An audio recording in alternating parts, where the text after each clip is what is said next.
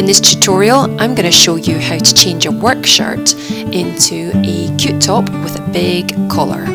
The written tutorial and the pattern for the collar is available from our website or Etsy shop.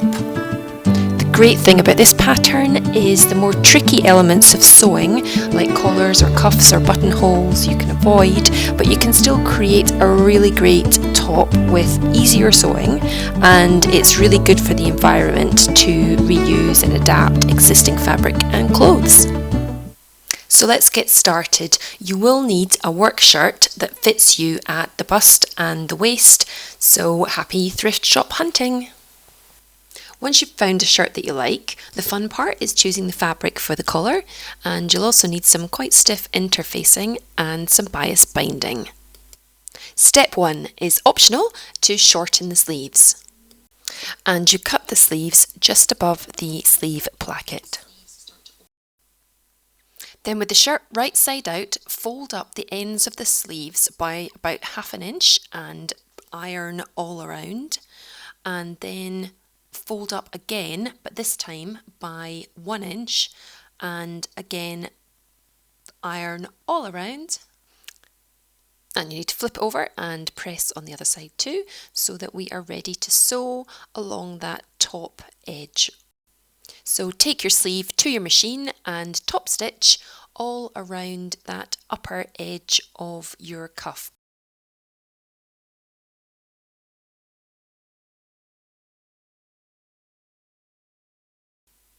And of course you have to repeat the whole process for your other sleeve.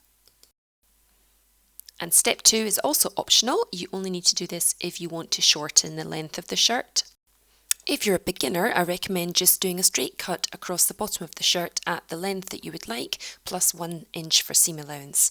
If you're a bit more experienced and are comfortable doing curved hems, then you can do one of those, and the instructions include some guidance on doing curved hems too. Now you want to hem the bottom of the shirt. So turn up at the bottom by ½ inch and then press it with an iron, and then turn it up by another ½ inch and then press it with an iron. And then you're going to sew along the top line of the hem. Step 3, cutting off the original collar. You're going to cut off the existing collar underneath the collar stand. Step 4 is optional. You might want to change the label on the shirt while you've got the opportunity to go in between the yokes. Step 5, also optional. You might want to stay stitch around the edge of the collar. It just holds it all together while you're messing around with it in the next few steps. Step 6, mark ½ inch, that's 1.5 centimetres, on either side of the collar space. Step 7, measure the distance between the two marks, and this will tell you the size of collar pattern that you need to use, subject to a minimum of the 6-inch pattern. Step 8, cut out the high button and the low button pattern for your size. Mark ½ inch above the button.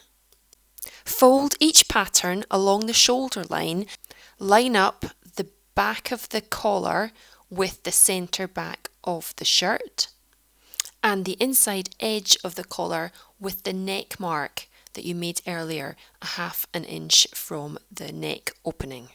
And the name of the game here is to work out which version of the collar pattern fits your shirt the best. That is to say, the front corner of the collar should sit ½ inch above that first button. Now, it might not be perfect, but just choose whichever version gets you the closest. And you can see in this example that it's the higher button 7-inch collar pattern that fits the best. And just a reminder, please don't actually cut the neckline yet, that comes later. Step 9, make the collar. Cut 2 on the fold of your collar fabric, or you can do what I'm doing here, and it's cutting 1 of the collar in the really nice fabric and then using some lining that I got from an old pair of curtains to cut the bottom of the collar, because it hardly gets seen anyway. And it's really good to use existing fabric rather than new. In this video, I've actually cut some interfacing and I'm adding interfacing to my collar. I haven't added interfacing in the written instructions just to keep things simple, but it's really personal preference as to how stiff you want the collar to be. You could always make it without some interfacing and see if you would like to add some the next time you make one of these shirts.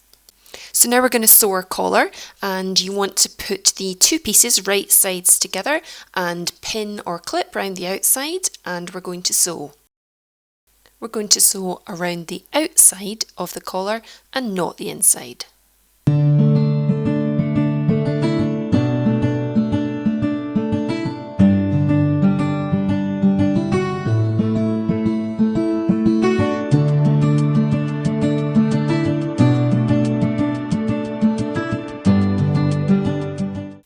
Then you're going to want to trim and snip your corners. Then you're going to want to turn your collar to the right sides out, and I find a chopstick really helpful for this. And then it's time to give everything a really good press with the iron. Step 10, attaching the collar to the shirt. Now you don't need a tailor's dummy to do this, you can do it on the flat. And the instructions with the pattern have photographs that just demonstrate the collar fitting with a flat surface. So what you want to try and do is match up all your marks. So the front of the collar should sit at that mark, which is 1/2 inch above the first top button, and then match up your neck marks and have the collar sitting as nicely as possible around the neckline. And then you want to start from your centre back and pin the collar to the right side of the fabric.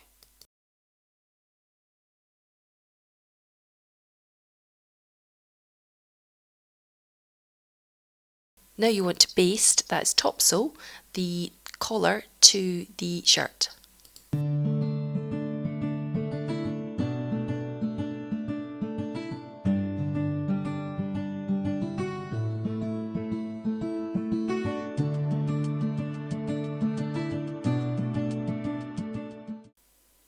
You want to draw a straight line across the button placket level with the edge, the corner of your collar.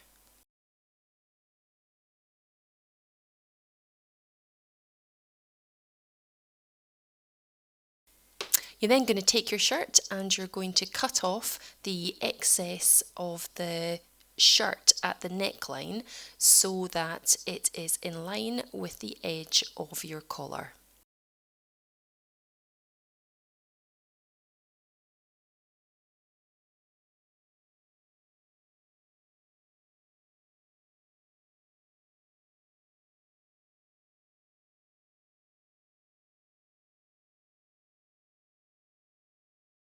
And then the last thing you have to do is add bias binding to your neckline. And the written instructions for the pattern include step-by-step photographs and instructions for how to add the bias binding if it's something you're new to. But as you can see from the video, it's the bias binding right sides together with the top of the collar, and then sewing in the first groove, and then leave 1 inch at each end of the bias binding to tuck in. Then tuck in the ends and flip over the bias binding so that it covers the first line of stitching on the inside.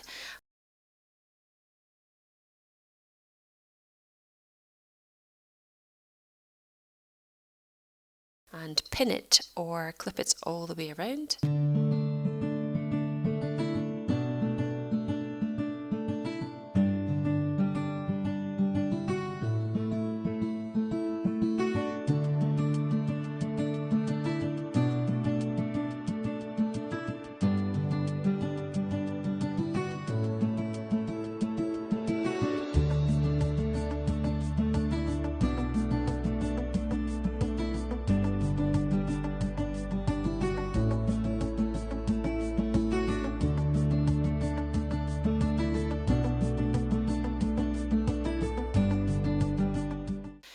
then you go back to the right side of the collar and shirt, and you're going to stitch the ditch so that you catch the bias binding on the inside, but it's nice neat top stitching on the right side of the fabric.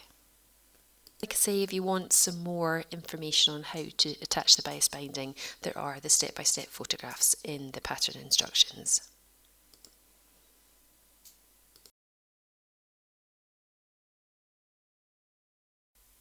And that's us finished. The pattern and tutorial is available to purchase from our Etsy shop or website, greyfriarsandgrace.com. And please do also check us out on Instagram. Thank you.